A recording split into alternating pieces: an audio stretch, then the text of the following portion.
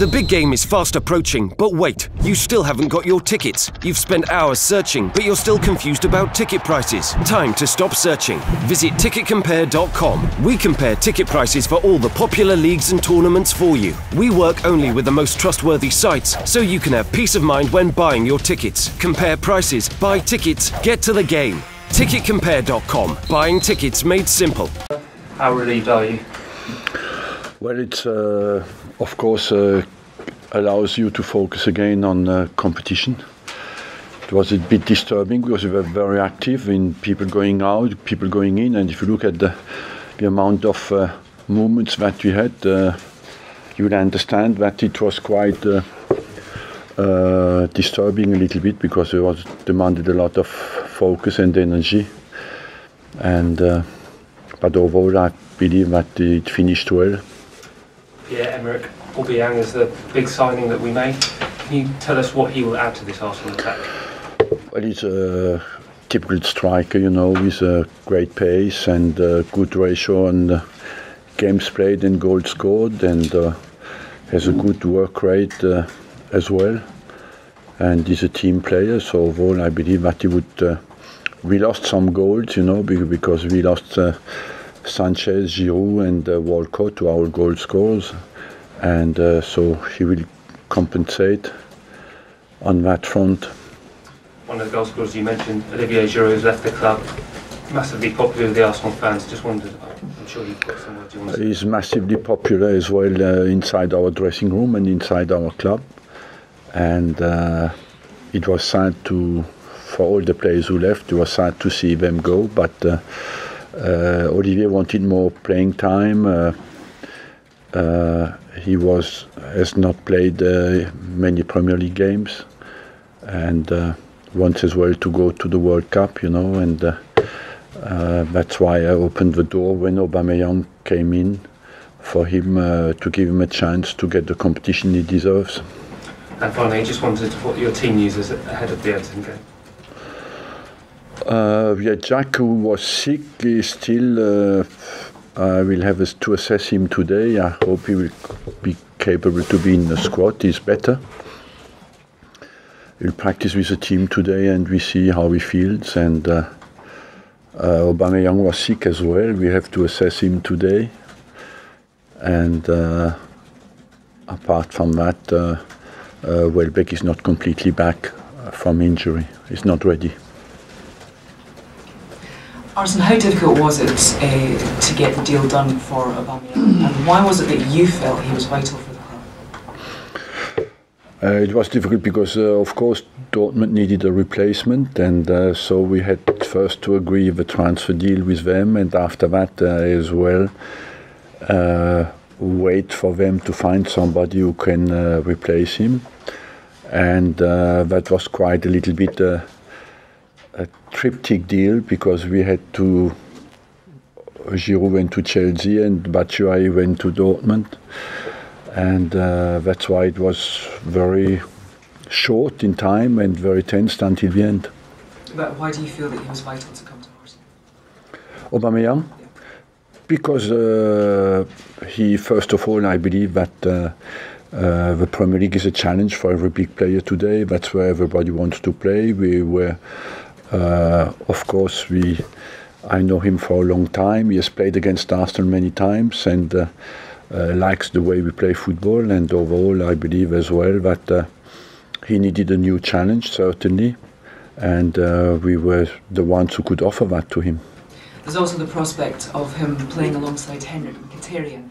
Are you hoping that they'll recreate the success that they had at Borussia Dortmund here? I hope, yes, because there are players who have played together, who know each other well, had a successful period together, and we are an offensive team, you know, and that's why I hope that they can recreate that perfect understanding they had at Dortmund.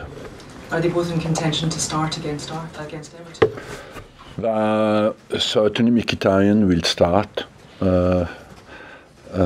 That's a possibility, yes. Aubameyang, I have to assess how well he is physically today and how well he feels. What's wrong with him? He had sickness, fever, and so he couldn't practice a lot. He started yesterday, was still not completely well, so I have to assess and see with the medical department how well and how fit he can be. Mesut Ozil has signed a lucrative new deal. Do you feel he now has an even greater responsibility to help Arsenal secure a top 4 place? Yes, of course. He has committed his future to the club, and at the period where we are in a tricky position on that front, you know, qualifying for the Champions League, and you expect from him that he becomes the leader and takes responsibility to lead the team to success. You allowed Olivier Giroud to leave. Why did you allow him to go to a rival Premier League club? As I just told you, you know, first of all, I think ideally you want him to go to clubs who do not compete with you, but on the other hand, it was a bit linked with the Aubameyang deal as well, because and he wanted to stay. Just had a third baby, and it was very difficult on the family side to leave London for him. Always, and on the fact, I believe that we owe Olivier Giroud a lot. You know, his commitment, his dedication to the club, and his love for the club was absolutely exceptional, and it was difficult to turn it down just because it's an opponent or competitive club. There's been a lot of change around the club, players in, players out, with Sanchez leaving as well. Plus there's been a loss against Swansea. Do you feel there's been quite an emotional roller coaster this week? It has been, because we lost a game that we should not have lost, and overall in January was a very difficult month for us, you know, and as much it was disappointing on the pitch side, I felt that on the transfer side it worked well for us, and that's what we have to show now on the pitch in the coming months, because we have no room for any defeats anymore, basically. So it's very important that we respond very quickly. Theo Walcott scored twice for Everton against Leicester. Are you wary that he'll have something to prove when it comes to the Of course, but Theo Walcott played over 300 games for Arsenal, you know, and I know I bought him when he was 16 years old, so I know how good he can be, and he will be one of the major threats going forward for Everton. Thank you. You had a very good transfer window in the end, despite all the every week us pumping you for information and trying to upset you. But do you regret maybe missing out on a defender? I mean, your top end of the pitch is very good. Yes, because our defensive numbers are not good enough, and that's where we needed as well some possible strengthening, because we have to improve our defensive numbers. We want to go in the top 4. We have to improve our offensive numbers and defensive numbers. Will you be going back to a back 4 now, because you've got so many offensive players in the team? That's a possibility. I will adapt, as I told you many times, to the difficulty we face, and we'll have to see as well how the idea I have works, you know, and how efficient it is. And but we are flexible on the organizational front. We can play in a 3, in a 4, and that can change game by game. Mr. Ozil signing a new deal must also feel like a new signing for you.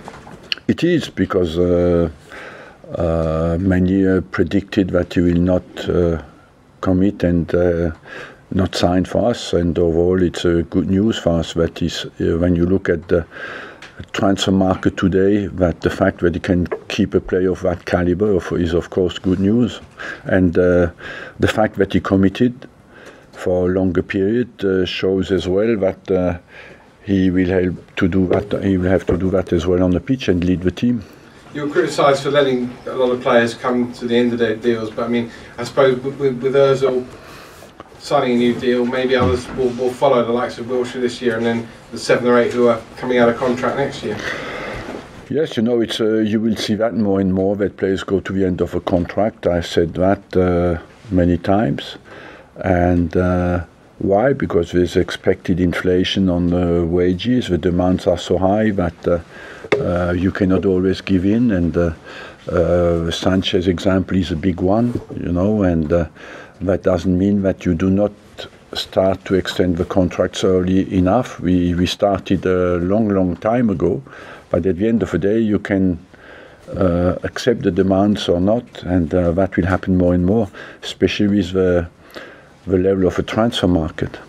And Everton are home tomorrow. I mean, it's looking like your home form, if you are going to get into the top four, the Champions League by the top four, your home form is going to be the form which gets you there, because you struggled away this season, but at home, apart from Man United. Yes, I don't like the difference home and away. I think you're a football player. Doesn't matter too much where you play. When you play football, you play to win the game. And in my whole career, I hated that difference between home and away. That's why I'm especially unhappy with our away results, because personally for me there is no difference. When you football player, when you walk on the pitch, you don't look too much where you play, you just do what it takes to win the game. Arsene, 8 points behind the top four, 13 games left. I mean, that is quite a big gap. Can you make that up? It's a big gap, but if we had won at Bournemouth and Swansea would be 2 points behind, and we have to think like that, you know. I want to qualify for the Champions League through the Premier League, and it's absolutely vital that we focus on achieving that game by game now. And as and when Aubameyang is 100% fit, do you think all four of your attacking players can play in the same team at the same time? So Ozil, Mkhitaryan, Lacazette and Aubameyang? It's always possible. Will I do it? Maybe, I don't know. But I think it's possible, yes. And for you, looking at so many new players, is it quite a motivation now to be working on a team that in a way is something of a new project? Well, the motivation is first of all to win the next game, not depending too much on who plays, but the target is as well to find very quickly a balance, you know, between that allows everybody individually to express his talent. Arsene, can I just ask you about Alex Song, who's been pictured here at the training ground? What's the situation with him? The situation with him is he looks for a football club, and I allowed him to come in the afternoon when the training ground is available to work on his fitness, not more than that. There's not a possibility of him coming back? No. Mr. Wenger, Martin van German Bild-Zeitung. You just said a few moments ago that all top stars want to play in the Premier League. They all want to come here and have this new challenge. Why do you think, or do you have a feeling that, let's say, the Bundesliga is only a step to come to a big league like Premier League? No, for me, Bundesliga is one of the big 5 leagues, you know, but he has played for 4 or 5 years. I think if he had played in the Premier League, maybe the Bundesliga would have been a challenge for him. There's no inferiority complex that you should have in Germany. I rate highly the German Championship. I just think that it's a new challenge for him in a different league where the football is physically maybe more intense and combative, and so for him it's a good challenge. Incidentally, when you look at the 5 big leagues in Europe, you could see that the predictability, the unpredictability of a competition has gone down, because we are in December. We knew already the 4 champions of the 5 leagues, so that means that something is not right in our game, and that the huge power of some huge financial power of some clubs is distracting basically the competition. Why is the Premier League so attractive for other players coming from different leagues? Is it just the more physical game, the top stars? First of all, let's not be fooled by the reality. Financial attraction of the Premier League is superior to everywhere else, and that attracts the best players. And once the best players are in a country, you want to be confronted with them, and it's attractive on the competitive side, but the first that is always linked with the economical power. Arsene, in terms of the transfer window, did you get everything done you wanted everything no, but what I wanted to do, we have done, you know. But I couldn't do everything. I wanted to do more. I mean, West Brom confirmed that there was a late bid for Johnny Evans. Was that an acknowledgement that you need to strengthen the defence? I know you've kind of already talked about it, but that you did need someone else. I already talked about that, and I believe that we have to find an internal solution to our defensive problems, and that's everybody putting more effort in. And but overall, I'm happy with the way things went in the transfer market. Do you feel then the defensive thing can be solved? Is it a lack of effort? Is that the problem, or is it? It's not a lack of effort. It's a lack of focus on in vital moments of a game, and I feel sometimes we do it well, and sometimes not. You know, and it's always difficult. For example, at Swansea, we had 75% of possession, so you always think to attack, and you forget to defend when you lose the ball, because you are so much obsessed by wanting to win the game that you forget sometimes. It's always difficult to find the balance when you have so much of the ball. And the league is divided in two now, with 25 possession to 30% possession of the ball and 70% of possession of the ball. There's two teams, two kind of league. It's a 70-30 league now, but the 70 league doesn't always win. They lose many games as well against the 30 league. Is part of it then finding an effective holding midfielder? Because you tried Elneny there, you had Xhaka there. Is that still a bit of a problem for you, that position?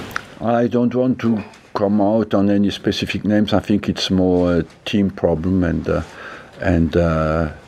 responsibility problem. Take individual responsibility for your defensive role.